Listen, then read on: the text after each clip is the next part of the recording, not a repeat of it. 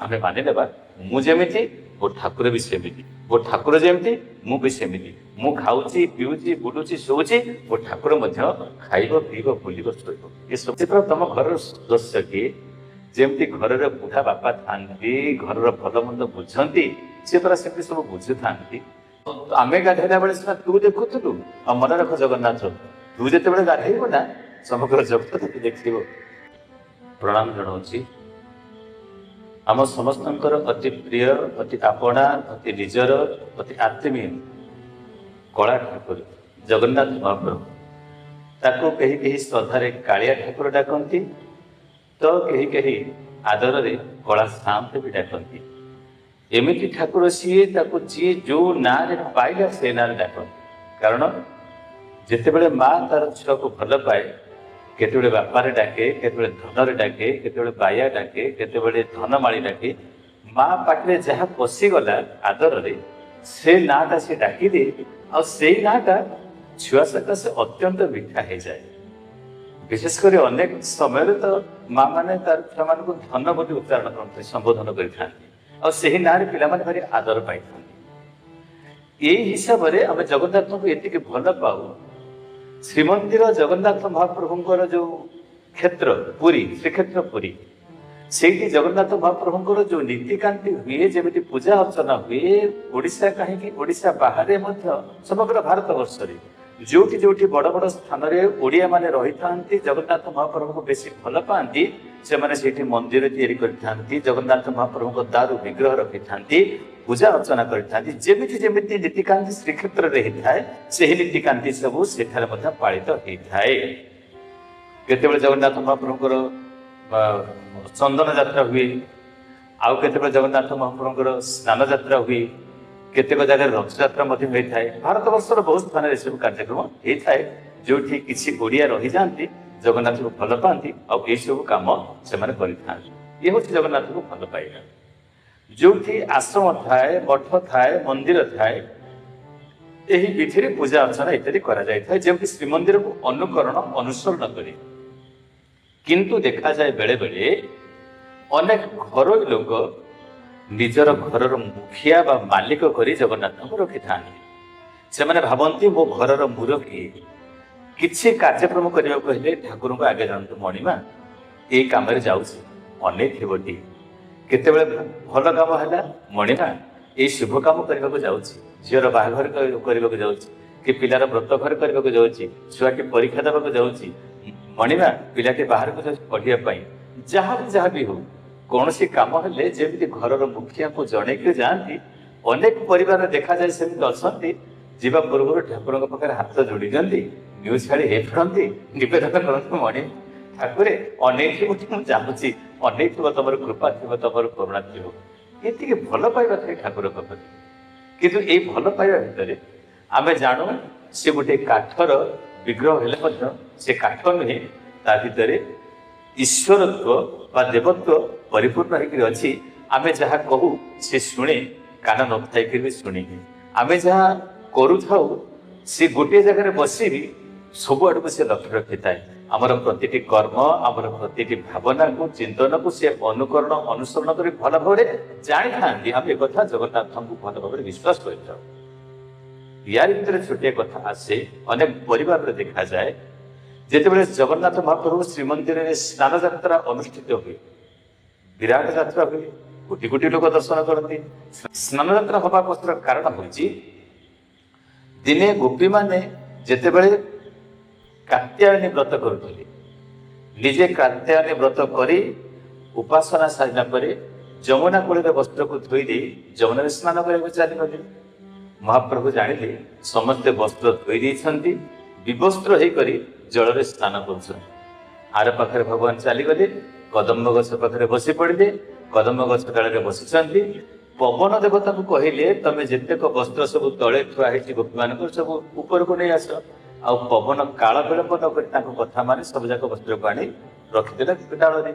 ଆଉ ଗୋପୀମାନେ କହିଲେ, କାହ୍ନା ତୁ ଏ କାମ କଲୁ, ଆମେ ସ୍ନାନ କରୁଛୁ, ଗାଧଉଛୁ, ଗୋଟେ ଆମେ ସମସ୍ତେ ଗୋପୀ ଅଛୁ, ସମସ୍ତେ ଏଠି ନାରୀ ଅଛୁ, ତୁ ଗୋଟେ ପୁରୁଷଟାଏ ଅଛୁ, କି ଲଜ୍ଜାକର କଥାଟା ଖରାପ କଥା ନୁହେଁ, ତମକୁ କେମିତି ଆମେ ବସ୍ତ୍ର ପିନ୍ଧିବୁ, କେମିତି କଣ କରିବୁ?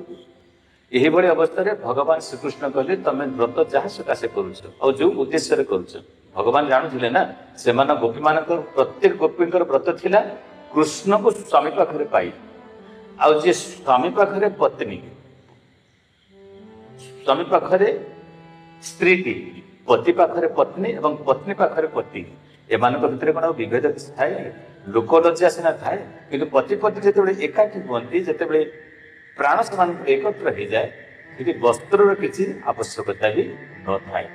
ତେବେ ଯାହା ହଉ ଯେତେବେଳେ ଗୋପୀମାନେ କହିଲେ କୃଷ୍ଣ ତମେ ହଉଛ ଆମର ସ୍ୱାମୀ, ଜଗତର ସ୍ୱାମୀ, ତମେ ଆମର ସ୍ୱାମୀ, ବ୍ୟକ୍ତିଗତ ଭାବରେ ଆମର ସ୍ୱାମୀ, ଆମକୁ ବସ୍ତ୍ରଟି ଫେରେଇ ଦିଅ। ଭଗବାନ ସେତେବେଳକୁ ନିବେଦନ କରିଥିଲେ ବସ୍ତ୍ର ସକାଶେ। ଭଗବାନ କହିଲେ ଯଦି ବସ୍ତ୍ର ନେବା କଥା, ମୁଁ ତ ଜାଣିନି କାହା ବସ୍ତ୍ର କିଏ, ତମେ ଆସି ଗୋଟି ଗୋଟି କରି ଦିଅ। ପରିଶେଷରେ ଭଗବାନ ଜଗତର ସ୍ୱାମୀଙ୍କୁ ସେମାନେ ବ୍ୟକ୍ତିଗତ ଭାବରେ ନିଜର ସ୍ୱାମୀ ବୋଲି ସ୍ୱୀକାର କରି ନେଇ ବସ୍ତ୍ର ଆସି ହାତରେ ନେଇଥିଲେ। ସେହି ଯୋଉ ବସ୍ତ୍ର ନେବାର ଅବସ୍ଥାକୁ ଗୋପୀମାନେ କହିଲେ ଦେଖ ଆମେ ଗାଧୋଉଛୁ, ତୁ ଆସିକି ଦେଖୁଛୁ, ଲଜ୍ଜା ଲାଗୁନି? ଗୋଟେ ମଣିଷ ଗାଧେଇଲା ବେଳେ କ'ଣ କେହି ଦେଖନ୍ତି? ଆଉ ଆମେ ଗାଧେଇଲା ବେଳେ ସିନା ତୁ ଦେଖୁଥିଲୁ। ଆଉ ମନେ ରଖ ଜଗନ୍ନାଥ, ତୁ ଯେତେବେଳେ ଗାଧେଇବୁ ନା ସମଗ୍ର ଜଗତ ତତେ ଦେଖିବ। ତେଣୁ ଆଜି ବି ମଧ୍ୟ ସ୍ନାନ ବେଦୀରେ ଜଗନ୍ନାଥ ମହାପ୍ରଭୁ ସ୍ନାନ କଲାବେଳେ କେହି କେହି ଗଣମାଧ୍ୟମରେ ବି ହଉ କିମ୍ବା ଗଣମାଧ୍ୟମର ପ୍ରସାରଣରେ ହଉ କିମ୍ବା ସିଂହାସନ କରିବୁ, ହଜାର ହଜାର ଲୋକ ଏକାଠି ହେଇଥାନ୍ତି। ସେମାନେ ହୁଏତ ଗୋପୀମାନଙ୍କର ଗୋଟି ଗୋଟି ରୂପ ବୋଲି ଠିକ ନ କହିପାରିବ। ତେବେ ଯାହା ହଉ ସେଇ ସ୍ନାନ ଯାତ୍ରାକୁ ନେଇ ଏଇ କଥା, ଯେତେବେଳେ ସ୍ନାନ ଯାତ୍ରାରେ ଗାଧେଇ ସାରନ୍ତି ଭଗବାନ, ତାଙ୍କୁ ଜ୍ୱର ହୁଏ। 15 ଦିନ ପର୍ଯ୍ୟନ୍ତ ସେ ପଡ଼ି ରହନ୍ତି ଅଣବସର ବା ଅଣସର ଘରରେ। ଅଣସର ଘର ଲୀଳା ତ ଅନ୍ୟ କଥା ସବୁ ଥାଏ। ତେବେ ଜଗନ୍ନାଥ ମହାପ୍ରଭୁ ଯେତେବେଳେ ସେ ଅଣସର ଘରେ ରହିଥାନ୍ତି, ପହଡ଼ ପଡ଼ି ଯାଇଥାଏ, କାହାରିକୁ ବାହାର ଲୋକଙ୍କୁ ଦର୍ଶନ, ଆମେ ଗାଧେଇଲା ବେଳେ ସିନା ତୁ ଦେଖୁଥିଲୁ। ଆଉ ମନେ ରଖ ଜଗନ୍ନାଥ, ତୁ ଯେତେବେଳେ ଗାଧେଇବୁ ନା ସମଗ୍ର ଜଗତ ତତେ ଦେଖିବ। ତେଣୁ ଆଜି ବି ମଧ୍ୟ ସ୍ନାନ ବେଦୀରେ ଜଗନ୍ନାଥ ମହାପ୍ରଭୁ ସ୍ନାନ କଲାବେଳେ କେହି କେହି ଗଣମାଧ୍ୟମରେ ବି ହଉ କିମ୍ବା ଗଣମାଧ୍ୟମର ପ୍ରସାରଣରେ ହଉ କିମ୍ବା ସିଂହାସନ କରିବୁ, ହଜାର ହଜାର ଲୋକ ଏକାଠି ହେଇଥାନ୍ତି। ସେମାନେ ହୁଏତ ଗୋପୀମାନଙ୍କର ଗୋଟି ଗୋଟି ରୂପ ବୋଲି ଠିକ ନ କହିପାରିବ। ତେବେ ଯାହା ହଉ ସେଇ ସ୍ନାନ ଯାତ୍ରାକୁ ନେଇ ଏଇ କଥା, ଯେତେବେଳେ ସ୍ନାନ ଯାତ୍ରାରେ ଗାଧେଇ ସାରନ୍ତି ଭଗବାନ, ତାଙ୍କୁ ଜ୍ୱର ହୁଏ। 15 ଦିନ ପର୍ଯ୍ୟନ୍ତ ସେ ପଡ଼ି ରହନ୍ତି ଅଣବସର ବା ଅଣସର ଘରରେ। ଅଣସର ଘର ଲୀଳା ତ ଅନ୍ୟ କଥା ସବୁ ଥାଏ। ତେବେ ଜଗନ୍ନାଥ ମହାପ୍ରଭୁ ଯେତେବେଳେ ସେ ଅଣସର ଘରେ ରହିଥାନ୍ତି, ପହଡ଼ ପଡ଼ି ଯାଇଥାଏ, କାହାରିକୁ ବାହାର ଲୋକଙ୍କୁ ଦର୍ଶନ ଦିଅନ୍ତି ନାହିଁ। କେବଳ ଦଇତା ସେବକମାନେ ଯୋଉମାନେ କହିଥିଲେ ପ୍ରଭୁ ଆମେ ଆପଣଙ୍କର ଗୁପ୍ତ ସେବାରେ ନୀତିରେ ଅଂଶଗ୍ରହଣ କରିବୁ, ସେଇମାନେ ଅଂଶଗ୍ରହଣ କରିଥାନ୍ତି। ତା ବ୍ୟତୀତ ଯୋଉ ଦର୍ଶନାର୍ଥୀ ଯାଇଥାନ୍ତି ଶ୍ରୀମନ୍ଦିରକୁ, ସେମାନେ ସେହି ପଟ୍ଟିରେ ଗୋଟେ ଦିଅ ତିଆରି ହେଇଥାଏ, ସେହି ପଟ୍ଟି ଦିଅକୁ ଦର୍ଶନ କରନ୍ତି ଏବଂ ଫେରି ଆସନ୍ତି। ଘର ସାରା ଶ୍ରୀମନ୍ଦିର ସାରା ସେତେବେଳେ ଅନ୍ଧାର ରଖାଯାଇଥାଏ। ସେ ପଟ୍ଟି ଦିଅ ପାଖରେ ଦୀପଟିଏ ଜଳୁଥାଏ। ଦୀପ ଆଲୁଅରେ ଯେତିକି ଦେଖାଯାଏ ସେତିକି ଦର୍ଶନ କରିକି ଆସିଥାନ୍ତି। ଆର ପାଖରେ ଜଗନ୍ନାଥ ମହାପ୍ରଭୁ ଯେତେବେଳେ ଜ୍ୱରରୁ ଉଠନ୍ତି, ମୋଦକ ଇତ୍ୟାଦି ଭୋଗ ଲାଗେ, କେତେ ଫୁଲରେ ତେଲ ଲାଗେ, 10 ମୂଳକ ମୋଦକ ଲାଗେ, ଭୋଗ ଲାଗେ। ଭୋଗ ଲାଗିଲା ପରେ ସେସବୁ ଖାନା ପିନା କରିସାରିଲା ପରେ ମହାପ୍ରଭୁ ସୁସ୍ଥ ହେଇ ଉଠନ୍ତି। ଆଉ ସୁସ୍ଥ ହେଲା ପରେ ସମଗ୍ର ଜଗତକୁ ଯୋଉ ଦର୍ଶନ ଦିଅନ୍ତି ତାକୁ ନବ ଯୌବନ ଦର୍ଶନ ବୋଲି କୁହାଯାଏ। ଅର୍ଥାତ୍ ମହାପ୍ରଭୁ ନୂଆ ବେଶରେ ନୂଆ ରୂପରେ ଆସିକି ପହଞ୍ଚି ଯାଆନ୍ତି ଯେ ମୁଁ ଏବେ ସୁସ୍ଥ ହେଇଗଲି, ଆଉ ଘରେ କେତେଟା ସମୟ ବସିବି, କେତେ ସମୟ ଘରେ ବସି ବସି ଭଲ ଲାଗିଲାନି, ଏବେ ଚାଲ ବୁଲି ଆସିବା ଟିକେ ବାହାରୁ। ସୁସ୍ଥ ହେଇକି ବାହାରକୁ ବୁଲିବା ଆଳରେ ରଥଯାତ୍ରା ଲୀଳା ଭଗବାନ ଅନୁଷ୍ଠିତ କରିଥାନ୍ତି। ତେବେ କଥା ହଉଛି ଅନେକ ପରିବାରରେ ଦେଖାଯାଏ ଯେତେବେଳେ ଜଗନ୍ନାଥଙ୍କ ସ୍ନାନ ଯାତ୍ରା ଅନୁଷ୍ଠିତ ହୁଏ ଏବଂ ସ୍ନାନ ଯାତ୍ରାରୁ ଉଭା ଅମାବାସ୍ୟା ଯାହାକୁ କୁହାଯାଏ, ସେହି ପର୍ଯ୍ୟନ୍ତ ଅନେକ ପରିବାରରେ ଜଗନ୍ନାଥ ମହାପ୍ରଭୁଙ୍କର କିଏ ଫଟୋ ଚିତ୍ର ରଖିଥାନ୍ତି, କିଏ କାଠର ମୂର୍ତ୍ତି ରଖିଥାନ୍ତି, କିଏ ବି ମାଟିର ମୂର୍ତ୍ତି କେତେବେଳେ ଜାଗାରେ ରଖି ଦିଆଯାଇଥାଏ, ରଖି ଉପାସନା କରୁଥାନ୍ତି। କିନ୍ତୁ ସେମାନେ ସେହି ମୂର୍ତ୍ତି ଉପରେ ଗୋଟେ କପଡ଼ା ପକେଇ ଦିଅନ୍ତି, କେହି କେହି କାଗଜ ଢାଙ୍କି ଦିଅନ୍ତି। ଆରେ ବାବୁ ଇଏ କ'ଣ କରୁଛ? ନା ଠାକୁରଙ୍କର ଜ୍ୱର ହେଇଛି। ନା ଜ୍ୱର ତ ହେଇଛି, ଶ୍ରୀମନ୍ଦିରରେ ଠାକୁର ଗାଧେଇଲେ ତାଙ୍କୁ ଜ୍ୱର ହେଲା। ତମ ଘରେ ତ ଠାକୁର ଗାଧେଇ ନାହାନ୍ତି, ତମ ଘରେ ତ ନବ ଯୌବନ ଦର୍ଶନ ଦେବାର ନାହିଁ, ଏଠି ଜ୍ୱର କାହିଁକି ହଉଛି? ତାକୁ ଢାଙ୍କି ଦିଅନ୍ତି। ହଁ, ଯଦି ତମର ସ୍ନାନ କରିଦେଇଛ ଏବଂ ଜ୍ୱର ବି ହଉଛି, ଠାକୁରଙ୍କୁ ଗାଧେଇଲେ ସିନା ଜ୍ୱର ହବ, ନ ଗାଧେଇଲେ କି ଜ୍ୱର ହବ? ଗୋଟେ ଲୋକ ଗାଧୁଆ ପାଧୁଆ କରିନଥିବ, ସୁସ୍ଥ ଥିବ, ଆପଣ ତାକୁ ମାଡ଼ି ବସିକି ତା ଉପରେ କମ୍ବଳ ଇତ୍ୟାଦି ଘୋଡ଼େଇ ଦେବେ, କେମିତି ଲାଗିବ କହିଲେ? କ'ଣ ଭଲ ଲାଗିବ? ଯଦି ଆପଣଙ୍କୁ ଭଲ ଲାଗୁନି, ଜ୍ୟେଷ୍ଠ ମାସର ଯୋଉ ଗୁଳିଗୁଳି ବି, ସେ ଗୁଳୁଗୁଳିରେ କ'ଣ ମଣିଷ ସମ୍ଭାଳି ରହିପାରିବ? ଖାଲି ଦେହରେ ପୁରା ଗଲା ବେଳକୁ ଆମ ଦେହରୁ ଝାଳ ବହି ପଡୁଛି। ଆଉ ଗୋଟେ ଘର ଭିତରେ ବସି ତାକୁ ଯଦି କପଡ଼ା ଘୋଡେଇ ଦେବା କେମିତି ହବ? ଯୋଉମାନେ ବି କପଡ଼ାକୁ ଘୋଡେଇ ଦଉଛନ୍ତି ସେମାନେ ଅନ୍ତତଃ ଥରୁଟିଏ ପରୀକ୍ଷା କରନ୍ତୁ, 3-4 ଘଣ୍ଟା ପର୍ଯ୍ୟନ୍ତ ମୁହଁ ଘୋଡେଇ ହେଇକି ସେ ଗୋଟେ ଖଟ ଉପରେ ଗୋଟେ ଜାଗାରେ ପଡିକି ରହନ୍ତୁ, ଗୋଟେ ରୁମରେ 4-5 ଘଣ୍ଟା ପର୍ଯ୍ୟନ୍ତ ଆପଣ ପଡିକି ରହନ୍ତୁ, ଦେଖିବେ କେମିତି ଭଲ ଲାଗୁଛି, ଖରାପ ଲାଗୁଛି। ଯଦି ଆପଣ ସମ୍ଭାଳି ପାରୁଛନ୍ତି ତ ଏଇ କମ୍ବଳ ଘୋଡେଇ ହେଇକି ମୁହଁ ଘୋଡେଇ ହେଇକି ରହିବାଟା, ତାହେଲେ ଠାକୁରଙ୍କୁ ଆପଣ ସେମିତି କରିଦେଇ ପାରନ୍ତି। କାରଣ ଆପଣ ଭାବନ୍ତୁ ନାହିଁ ସେ ଗୋଟେ କାଠର ମୂର୍ତ୍ତି ବୋଲି, କାଠର ପ୍ରତିମା ବୋଲି। ଆପଣ ଫୁଲ ଛିଞ୍ଚି ଦେଲେ, ଟିକେ ଭୋଗ ଲଗେଇଦେଲେ, ଧୂପ ଦୀପ ଟିକେ ଦେଇଦେଲେ, ଆପଣଙ୍କ କର୍ତ୍ତବ୍ୟ ସେଠି ଶେଷ ହେଇଗଲା ବୋଲି ଏ କଥା ଆଦୌ ଭାବନ୍ତୁ ନାହିଁ। ଆରେ ବାବା ମା, ସେ ତ ତମ ଘରର ସଦସ୍ୟ କିଏ? ଯେମିତି ଘରର ବୁଢା ବାପା ଥାଆନ୍ତି, ଘରର ଭଲ ମନ୍ଦ ବୁଝନ୍ତି, ସେ ପରା ସେମିତି ସବୁ ବୁଝୁଥାନ୍ତି। ତାକୁ ଘରର ସଦସ୍ୟ ବୋଲି କାହିଁକି ଗଣୁନ? ଯାହା ଖାନା ପିନା ଆସିଲେ ତାକୁ ତ ଅନେକ ପରିବାର ଅଛନ୍ତି, ଆଗ ନେଇ ଠାକୁରଙ୍କ ପାଖରେ ଲଗାନ୍ତି, ତାପରେ ଯାଇକି ପ୍ରସାଦ କରନ୍ତି ବା ଭୋଜନ କରନ୍ତି।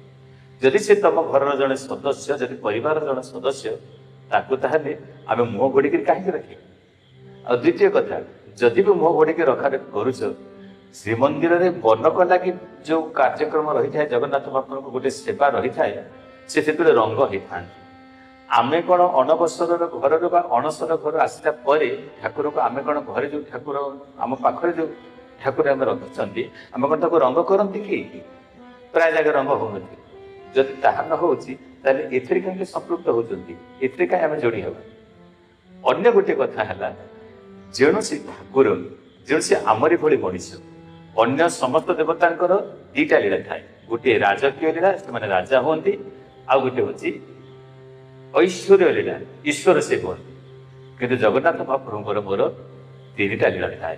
1 ରାଜକୀୟ ଲୀଳା, 2 ଐଶ୍ୱର୍ଯ୍ୟ ଲୀଳା, ଆଉ 3 ନମ୍ବର ସବୁଠାରୁ ଗୁରୁତ୍ୱପୂର୍ଣ୍ଣ ହଉଛି ମାନବୀୟ ଲୀଳା। ସେ ମଣିଷ ହେଇକରି ଲୀଳା ଖେଳା କରିଥାନ୍ତି।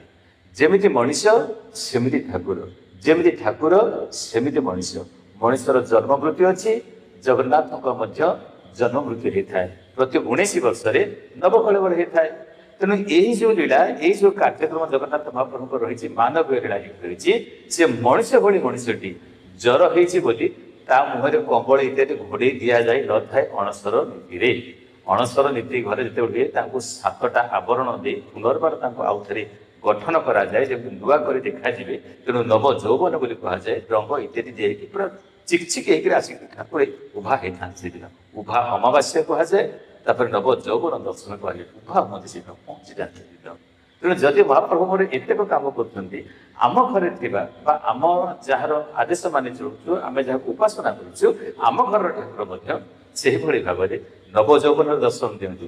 ଯଦି ନବ ଯୌବନର ଦର୍ଶନ ନ ଦଉଛନ୍ତି, ତାହେଲେ ଏଇ ଯୋଉ କପଡ଼ା ଢାଙ୍କିବା, କାଗଜ ଢାଙ୍କିବା, ଏ ଚକ୍କରରୁ, ଏସବୁ କ୍ରିୟାରୁ ଆମେ ବାହାରି ଗଲେ ବହୁତ ଭଲ। କାରଣ ଆମେ ମାନିନେବା, ମୁଁ ଯେମିତି ମୋ ଠାକୁର ବି ସେମିତି, ମୋ ଠାକୁର ଯେମିତି ମୁଁ ବି ସେମିତି।